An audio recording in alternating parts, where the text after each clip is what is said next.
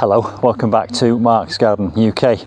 I'm Mark and I'm going to talk to you today about taking hardwood holly cuttings to make a holly hedge. But I'm not going to show you how to do it in this video because I've already done it. In fact, I took around about 65 hardwood holly cuttings exactly 10 months ago, and I planted them in a double line along here where you can see this long grass. And about 4 months ago, I did a review and it looked really promising. But I have to say, since then, some of them have obviously failed, but quite a few of them are still alive. Now, there's been a change of plan in my garden because I'm going to change the position of the hedge. It's not going here. I made a mistake putting it there. It's going in a line from that lamppost along there. So the hedge needs to be moved 2 meters in this direction. My mistake, but it gives me the opportunity now to dig the holly cuttings up and see what's happening under the ground. Now, I know that more than half of them have failed, but I'm going to do a proper head count today and find out exactly how many of the 65 I planted have actually succeeded. And that will give me a rough estimate of what success rate I've got. And if I ever want to repeat this exercise, if I've only got 50% survival rate, I'll just do twice as many as I need. So you get the picture. I'm going to have a look at the holly cuttings, see how they've done, count how many have survived, and then I'm going to dig a few up. I'm going to clean the soil off the roots using water, and then we'll see how much root it's actually developed underneath the ground. I'll also compare that to some of the ones that have clearly not taken. Now, you can't see them from there because of the long grass, but I can see them and I can get a bit of a view of them, and I will give you a bit of a close-up.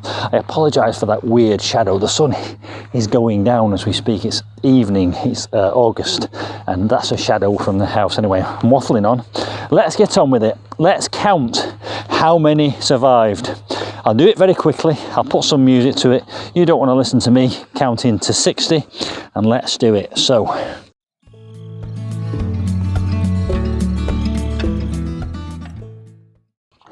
well, that was interesting and a little bit entertaining for me anyway. I found that I kept losing count because they were all buried in this long grass. So I got some canes and I went along and I put a cane in where there is some signs of life on any one of these cuttings. So I've now counted those canes and I've got 29 canes. So 29 living holly cuttings from 66 which I planted. Now, I'm delighted with that because that's almost 50%, and that's far more than I expected. If you want to see how I did it, there is a video on my channel and I will put a link up here. But stick around because I'm about to start digging these up and seeing what's happening with the roots underground. I'll also put a link to that video at the end of this one. So if you do want to know how to make hardwood holly cuttings and get a 50% success rate like this, just watch that original video. The next thing I'm going to do is dig a few of these up. I've already mentioned the hedge has got to go because it's in the wrong place. I've changed my design idea. So I'm going to dig a few of these up now, clean the roots off, and you and I will have a look at what's happened under the ground in the last 10 months. So that's gone from last October through a very cold winter, through a quite dry summer, then a very wet July, and now we're in August. The other thing I've learned from this is when you do hardwood holly cuttings, they don't grow quick. And that's the other thing that's caused me to change my plan, because I wanted a 6-foot hedge and it's going to take years and I haven't got years to wait. So I'm going to actually buy some bare, next winter I'm going to buy some bare root yew and I put a yew hedge in. I'm going to save as many of these as I can because I'm, in a strange way, attached to them sentimentally. So I'll try and save as many of the living ones as I can. But now let's go in with the spade and dig a few up and have a look what's happened underground in the last 10 months. I'll bring the camera in close so that you can see what I can see.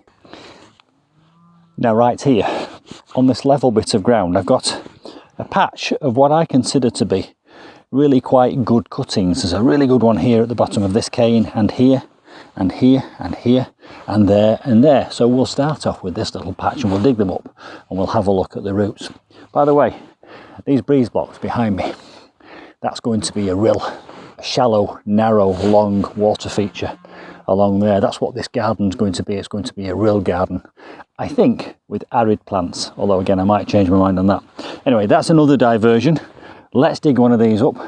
Let's see what roots we've got under the ground after 10 months. I'm going to start with this one because it's a nice big bushy plant. It's got lots of new growth on it. That's where I put the cutting in, over there. So that's the one I'm going to start with. But just for the purposes of illustration, I'm going to pull one out here that clearly hasn't taken. See what we've got going on under the ground. Well, we've actually got absolutely nothing going on under the ground, and that doesn't surprise me because that one has dried up and perished. This one right next to it and that one have got new growth on them, and it seems a shame, but I can get the spade in now, dig it up, clean the roots off, and we'll have a look. So there's the one that didn't take, there's the one that did take. I'll remove the cane and I shall go in with my sharp spade and we shall endeavour to get this out of the ground. So here it is, a sod of earth with a live holly plant in it, and isn't that a shame that I'm not keeping that, but I'm actually intrigued as to what's going on under the ground here, so I'm very carefully going to gently tease off the earth from around it and we'll see what we've got.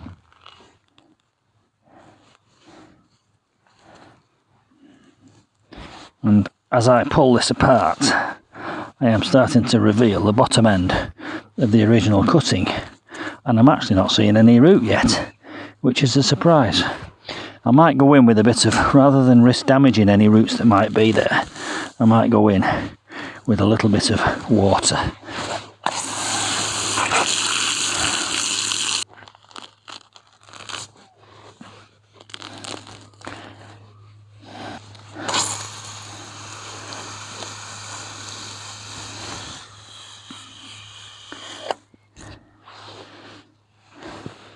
And isn't that extraordinary?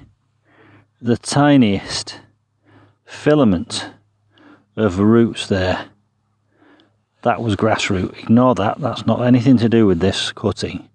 Let me bring the camera in close and you can see that that plant there is being sustained by the tiniest filament of a root there. I'm looking at that and I'm wondering whether that did break off it. Let me do another one. I'm going to dig another one up over here and we'll do a better job of cleaning it up to see what we've got.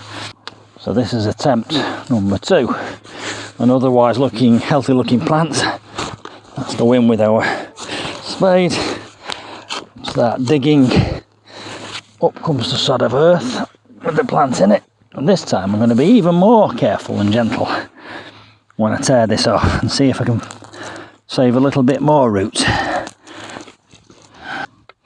This looks a bit more significant.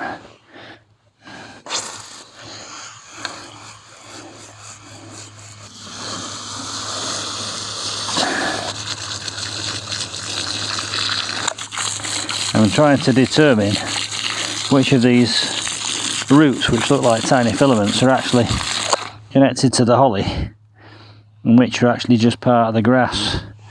And it's a very delicate job, but on this one there is a significantly greater amount of rootstock on this plant as I try and rip the grass away from the root itself.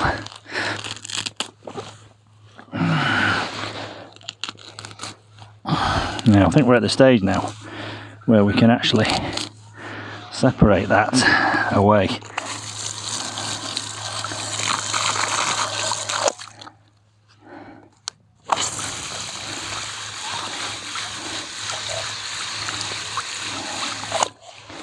And we can see here quite a significant amount of root on that one compared to that one.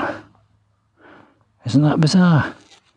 And yet the tops seem equally healthy. I'm going to do another one. I know this might be a little bit boring for you, viewer, but I'm intrigued by this. I'm going to do another one. So that one's got a lovely healthy root on it. That's got virtually no root on it. Let's very quickly, just for the purposes of this video, take a couple more out and we'll see what we've got. So I've now dug 4 up for you. 2 of them, I've got very little evidence of any roots whatsoever. However, the tops of those 2 look really, really healthy. I'm hypothesizing that I have torn those roots off in the process of digging them up. So another lesson learnt there: if you're going to do holly cuttings and then decide to move them when they're still in the early stages of producing roots, take the whole sod with you and move it. On the other hand, these 2 I was even more careful with, and as you can see, they've got some lovely roots going after only 10 months. It doesn't take much to see how easily they would break off if you weren't very careful with them. So there we go. What have we learnt? Number 1, holly cuttings will root. I got a 50% success rate using the method I used, which you can see in the video. If you want to move them, take the whole sod with them, but they do produce some reasonable roots, and that's after 10 months. I dare say if I'd left those in the ground, those roots would have got bigger and become stronger, and then the plant would have taken off. But I still think it's too slow growing for my patience threshold to wait for them to get to a 6-foot hedge. So I'm going to cheat.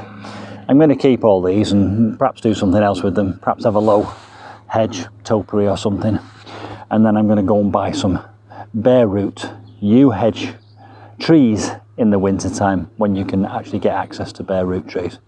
Hope you found that interesting. I found it really entertaining and interesting, and I'm delighted that I got 50% success rate from my hardwood holly cuttings last October. See you soon for some more gardening experiments. Bye for now.